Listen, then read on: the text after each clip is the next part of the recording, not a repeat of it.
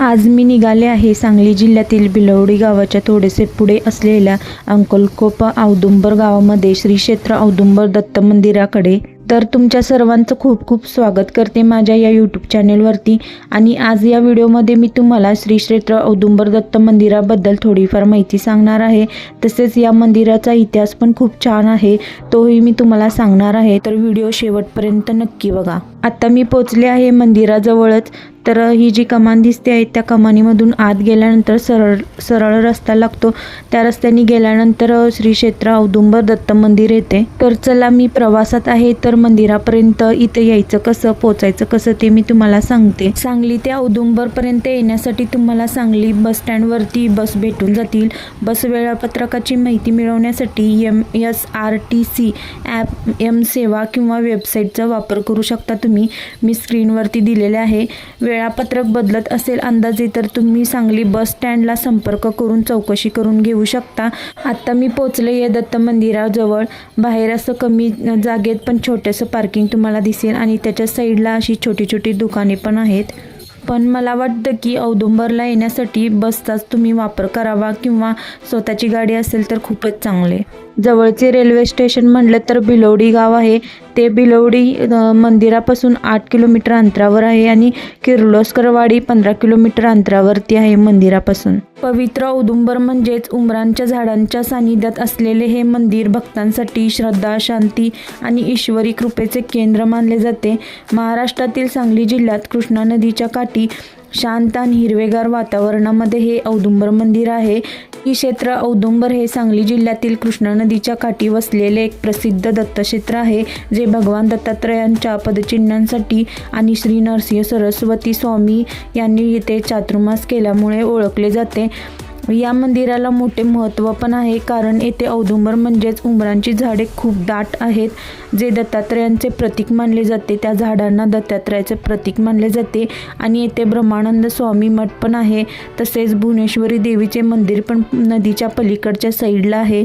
त्यानंतर मी पोचले अगदी मंदिराजवळच। मंदिराच्या जवळच्या या ज्या तुम्हाला सीड्या दिसतात त्या सीड्या उतरून गेल्यानंतर डाव्या साईडलाच मंदिर आहे। तर तुम्हाला दिसत असेल की सीड्यांच्या साईडला कशी छोटी छोटी दुकाने आहेत।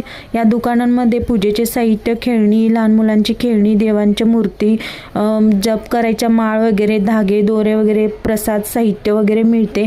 मंदिराबद्दल माहिती, तर कसं पोचायचं, कसं यायचं वगैरे यासाठी व्हिडिओ शूटिंग करण्यासाठी मी आले होते, त्यामुळे मी काही पूजेचे साहित्य वगैरे काही घेतलेले नाही आहे। तर मी मंदिरामध्ये पोचले। अशा प्रकारे दोन्ही ठिकाणी पाय धुवून मंदिरामध्ये प्रवेश करण्यासाठी बनवलेले आहे। तर मी पोचले आता मंदिरामध्ये आणि हे आहे श्री दत्त मंदिर।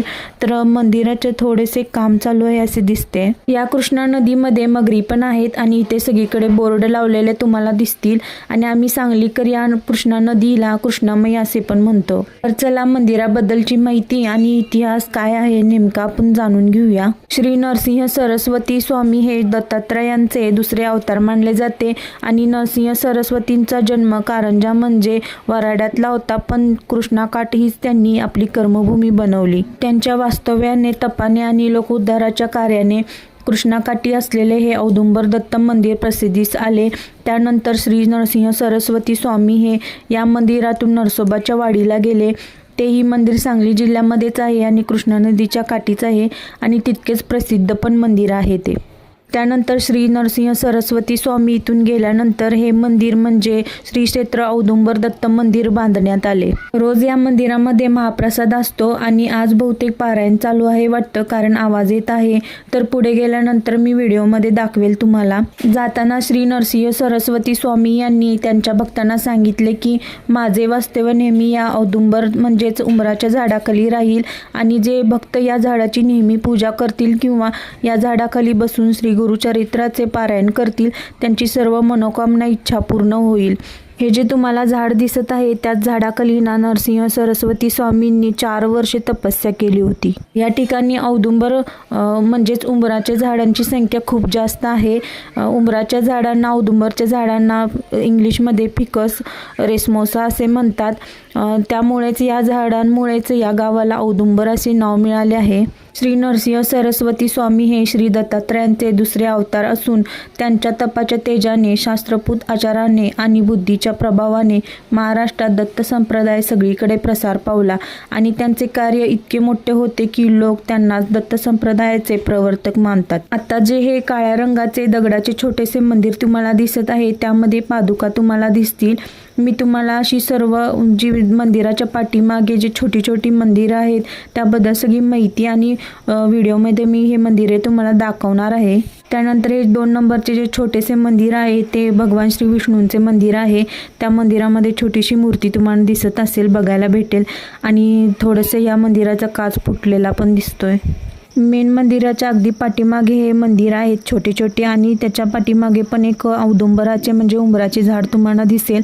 त्यानंतर बघू शकताय 3 नंबरचे छोटेसे हे मंदिर श्री नरसिंह सरस्वती स्वामी यांचे आहे, ज्यांच्याबद्दल मी तुम्हाला या व्हिडिओमध्ये माहिती सांगत आहे. तेच हे श्री नरसिंह सरस्वती स्वामी ज्यांचे हे छोटेसे 3 नंबरचे मंदिर आहे. आणि या मंदिराच्या आसपास आणि मंदिरामध्ये उंबराचे औदुंबराचे झाडं तुम्हाला भरपूर बघायला भेटतील. त्यानंतर पुढचे मंदिर आहे 4 नंबरचे मंदिर आहे श्री गणेशांचे आहे, गणपतीचे मंदिर आहे. या मंदिराची पण काच थोडीशी फुटलेली आहे. त्यानंतर गणपती मंदिर, नंतर 5वे मंदिर आहे हनुमानाचे मंदिर आहे. सगळीकडे मंदिरे छोटी छोटी आहेत अशी. मेन मंदिराच्या पाठीमागच्या साईडला ही मंदिरं आहेत. त्यानंतरचे पुढचे मंदिर आहे, मी इथं लिहिलेले वाचून पण सांगते, श्री कृष्णावेनी अन्नपूर्णा. या मंदिराची पण काच थोडीफार फुटलेली आहे. त्यानंतरचे या पुढचे मंदिर 6व्या नंबरचे मंदिर आहे महादेवाचे आणि नागदेवाचे. छोटीशी शिवलिंग आहे, नंदी पण आहे आणि नागदेवता पण आहे. नागदेवतावरून मला आठवलं, महादेवाची पूजा ना खूप जण करतात, खूप लोक करतात. पण काही ठिकाणी नंदी आणि शिवलिंग फक्त असते, पण काही ठिकाणी शिवलिंग, नंदी आणि नागदेवता पण असतात. तर बघा फूल वगैरे तुम्ही वाहू शकता तिन्हीवरती, पण बेलाचे पान नागदेवतावरती वाहू नये असे, अर्पण करू नये असे म्हणतात. आता ते तुमच्या मानण्यावरती न मानण्यावरती आहे आणि हे कितपत खरे आणि किती योग्य हे तुम्ही ठरवू शकता. हे जे आहे ते मंदिराच्या आसपासचे परिसर तुम्हाला दिसत असेल. आता मी जरा उलटी फेरी मारते व्हिडिओसाठी, पण उलटी फेरी मारते. पवित्र औदुंबर म्हणजेच उंबरांच्या झाडांच्या सानिध्यात असलेले हे मंदिर भक्तांसाठी श्रद्धा, शांती आणि ईश्वरी कृपेचे केंद्र मानले जाते. महाराष्ट्रातील सांगली जिल्ह्यात कृष्णा नदीच्या काठी शांत आणि हिरवेगार वातावरणामध्ये हे औदुंबर मंदिर आहे. त्यानंतर शेजारीच उजव्या साईडला तुम्हाला मंदिराच्या उजव्या साईडला एक महादेवाचे सेपरेट मंदिर पण दिसत असेल. त्यामध्ये नंदी आणि महादेवाची शिवलिंग पण आहे, पिंड आहे. हे महादेवाचे मंदिर पण उंबराच्या झाडाखाली म्हणजे औदुंबराच्याच झाडाखाली आहे. कृष्णा नदीच्या अलीकडे म्हणजे आता मी ज्या मंदिरामध्ये उभी आहे हे अंकलकोप गाव म्हणजे औदुंबर गाव आहे. श्री दत्तचरणाचे दर्शन घेऊन आपण प्रदक्षिणा घालताना तुम्हाला आजूबाजूला दत्त भक्त असलेले गुरुचरित्राचे पारायण करताना दिसतील. मंदिरामध्ये दत्तांची मूर्ती तुम्हाला दिसत असेल. दत्तांच्या मूर्तीला 3 मुख पण आहेत. लोक इथं जप करत बसतात आणि पारायण, गुरुचरित्राचे पारायण पण करतात.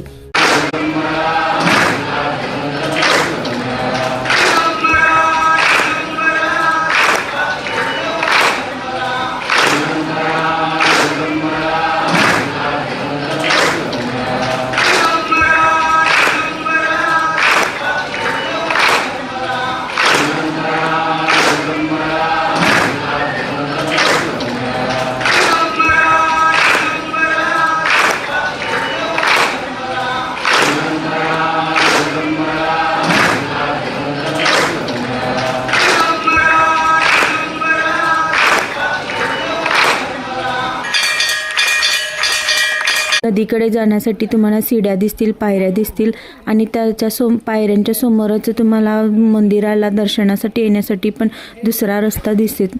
ही आहे कृष्णामाई नदी. तर या नदीच्या पलीकडेच भुवनेश्वरी देवीचे मंदिर आहे. आकाश पूर्ण निळे निळे दिसते आणि हिरवीगार झाडी, शांत वातावरण इथे तुम्हाला अनुभवायला भेटेल आणि हिरव्या झाडांमुळे नदीचे पाणी पण हिरवे हिरवे दिसते. कृष्णा नदीच्या अलीकडे म्हणजे आता मी ज्या मंदिरामध्ये उभी आहे हे अंकलखोप गाव म्हणजे औदुंबर गाव आहे आणि पलीकडे भिलवडी जवळ भुवनेश्वरी देवीचे मंदिर आहे. पलीकडे जाण्यासाठी बोटची सोय पण आहे, म्हणजे भुवनेश्वरी देवीच्या मंदिरला जाण्यासाठी या मंदिरातून पलीकडे जाण्यासाठी बोटची सोय आहे. इथे थोडेसे बांधकाम चालू असलेले दिसते. तर चला या श्री क्षेत्र औदुंबर दत्त मंदिरामध्ये कोणते कोणते सण आणि उत्सव साजरे केले जातात त्याची माहिती मी तुम्हाला सांगते. औदुंबर क्षेत्री चैत्रात कृष्णामाई उत्सव केला जातो. श्रीपाद श्रीवल्लभ उत्सव आणि श्री नरसिंह सरस्वती जन्मोत्सव, दत्त जयंती असे उत्सव साजरे केले जातात इथे. तर इथं वरती गुरुचरित्राचे पारायण चालू आहे. तुम्हाला मी गेल्यावर दाखवते पुढे. तर तुम्हाला सर्वांना माहीतच असेल या महिन्यामध्ये 4 तारखेला दत्त जयंती होऊन गेलेली आहे. दत्त संप्रदायात कठोर तपचरणाला खूप महत्त्व पण आहे आणि अत्यंत काटेकोरपणे आचारधर्माचे पालन करणाऱ्यांना दत्त साक्षात्कार होतो अशी संप्रदायिकांची श्रद्धा पण आहे. तर आता मी या पायऱ्या उतरून कृष्णा नदीकडे निघते. कृष्णामाई नदी तुम्हाला दाखवते. या नदीजवळ गेल्यानंतर मी तुम्हाला दाखवते कृष्णा नदीमध्ये किती छोटे छोटे मासे आहेत पाण्यामध्ये आणि नरसोबावाडीच्या कृष्णा नदीच्या पाण्यामध्ये तर भरपूर छोटे छोटे मासे आहेत आणि आपण त्या पाण्यामध्ये उतरलो तरी ते आपल्या पायाच्या साईडनं न घाबरता फिरतात ते छोटे छोटे मासे. घाटावरून सरळ पादुकांपर्यंत जाता यावे म्हणून हा घाट ब्रह्मनाथ स्वामींचे शिष्य सहजानंद स्वामी यांनी दत्त भक्तांकडून आर्थिक सहाय्य म्हणून वर्गणी गोळा करून 20व्या शतकामध्ये हा घाट बांधलेला आहे. हा जो तुम्हाला सर्व घाट दिसतो आहे नदीकाठच्या पायऱ्या ज्या आहेत हा घाट 20व्या शतकाच्या प्रारंभी बांधला आहे. तर बघा हिरवे हिरवे झाडे आहेत त्यामुळे हे पाणी नदीचे पाणी हिरवे दिसते आणि या पाण्यामध्ये तुम्हाला मासे दिसत असतील. मी झूम करून दाखवते. पण घाटाला थोडीशी स्वच्छता कमीच दिसते. आम्ही जेव्हा आलो होतो तेव्हा हा घाट एकदम स्वच्छ होता आणि पाणी पण नदीला जास्त होते. तर तुम्हाला इथं या बायका दिसत असतील काहीतरी शोधत काहीतरी काम करत आहेत वाटतं. तर या कृष्णा नदीमध्ये तुम्हाला दिसत असेल की मासे छोटे छोटे किती भरपूर प्रमाणात आहेत. तर ही मासे जरा घाबरून दूर पळतात, पण या माशांना जर आपण चिरमुरे किंवा खाण्याचे पदार्थ थोडे टाकले की पटकन भरभरून मासे गोळा होतात आणि ते खाण्यासाठी गोळा होतात. तेव्हा ते मासे तुम्हाला दिसतील. पण मी आता तर सध्या काही खायला आणलेलं नाही, नाहीतर मी तुम्हाला दाखवले असते की मासे कसे भरभर गोळा होतात आणि किती जास्त प्रमाणात या पाण्यामध्ये मासे आहेत. तर चला मी निघते आहे महाप्रसाद घेण्यासाठी. आता मी हात धुवून महाप्रसाद घेण्यासाठी जाणार आहे. तर इथे गुरुचरित्राचे पारायण चालू आहे, तुम्हाला दिसत असेल. थोड्याशा पायऱ्या चढून वरती गेल्यानंतर महाप्रसादासाठी सोय केलेली आहे. वरती महाप्रसाद असतो. श्री क्षेत्र औदुंबर दत्त मंदिरामध्ये रोज 3 वाजेपर्यंत दुपारच्या 3 वाजेपर्यंत रोज महाप्रसाद भेटतो आणि इथे बसण्यासाठी कशी अगदी व्यवस्थित व्यवस्था केलेली आहे, छान व्यवस्था केलेली आहे आणि किती स्वच्छता आणि अगदी टापटीपणा आहे इथे. महाप्रसादामध्ये पांढरा भात आणि तिखट आमटी केलेली आहे. त्या सांजाचा शिरा केलेला आहे गोड. त्यानंतर मी मोबाईल साईडला ठेवून आणि शूटिंग थांबवून शांतपणे महाप्रसाद घेतला.